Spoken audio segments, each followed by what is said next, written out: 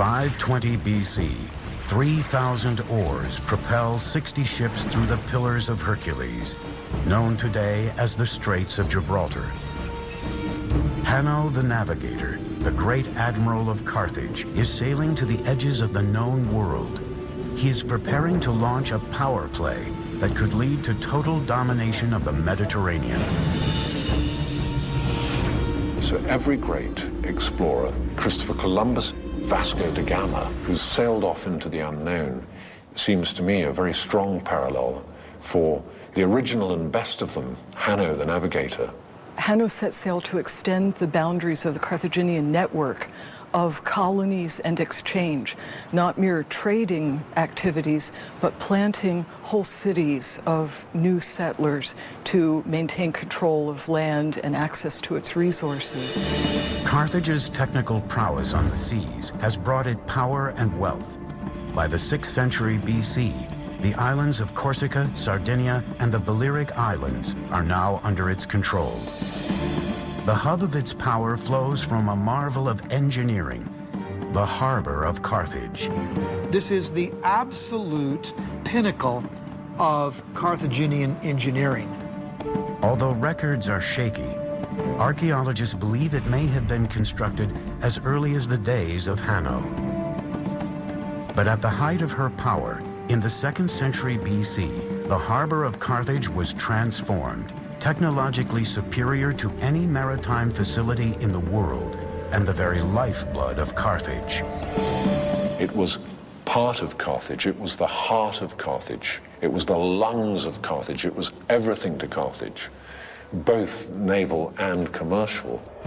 The harbor had a common entrance from the sea that was 70 feet wide, which could be closed with iron chains.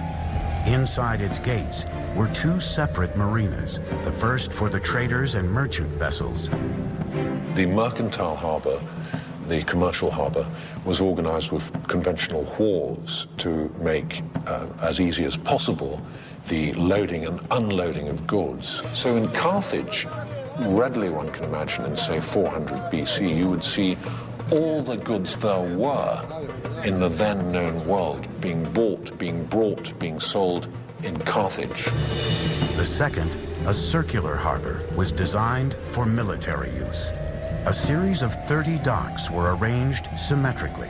Another 140 additional berths radiated out on the perimeter of the circular port, allowing the entire harbor to hold 220 boats. Today, a lone dry dock has been excavated, a reminder of the strength the harbor once commanded. This is all that's left of the Kothon, or military harbor of ancient Carthage. A kothon was an interior port carved out of the land as opposed to an exterior port attached to the seaside. Now, with all these beautiful villas around here, it's kind of hard to imagine that this harbor was the launch point for the wealth and power of ancient Carthage. Now, the nerve center for this maritime hub was that circular island out there where there were 40 or 50 slots for boat dry dock. And on top of that island was a big tower where trumpeters would blare signals and heralds would deliver orders and admirals would oversee operations like observing what ships were coming in from sea, be they friend or foe, while at the same time those ships couldn't very well observe what was going on in this port. Nobody has anything approaching this potency, this power, let alone this navigation and seafaring skill. So when the barriers are taken off the channel and within, they're scrambled, as they did in World War II with aeroplanes, these ships are coming out fast down this channel and out into the Mediterranean. People see them coming. Carthage is here. For 2 centuries, Carthage dominated the Mediterranean. But a rival across the sea to the north was steadily evolving into a military machine of unparalleled potency. Rome. These 2 superpowers would soon find themselves in conflict over the jewel of the Mediterranean, Sicily. Carthage was built to trade, and Sicily was critical to that trading. Why? because it's right bang slap in the middle of the most important shipping lane in the world. Whoever controls Sicily controls these vital trade routes. The Romans saw the enormous riches that Carthage could command, and it started to just elbow into them. And the Carthaginians nudge back and say, hang on, we were there first. Please, as it were, get your tanks off my lawn. Both Rome and Carthage now had settlements on Sicily. This tension would trigger a series of wars that would rock the ancient world.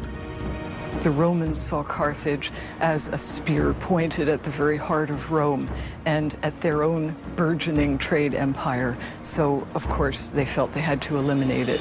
They would come to be known as the Punic Wars, named after the Roman word for the Phoenicians. The outcome would change the course of world history, and Carthage would be led by one of the greatest military geniuses of all time. Some historians believe the sailors of Carthage were the first to sail to the Americas, nearly 1,500 years before Christopher Columbus. This fact is brought to you by the smooth, crisp, unrivaled taste of Bombay Sapphire.